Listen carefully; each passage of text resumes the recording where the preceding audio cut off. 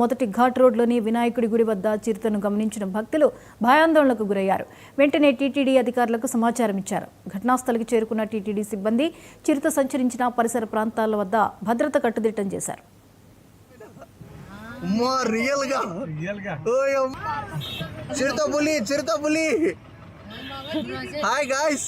చూడండి కొండపైన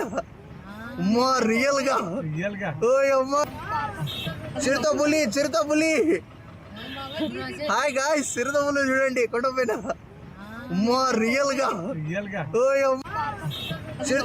చిరుతపులి హాయ్ గాయ్స్ చిరుతపులి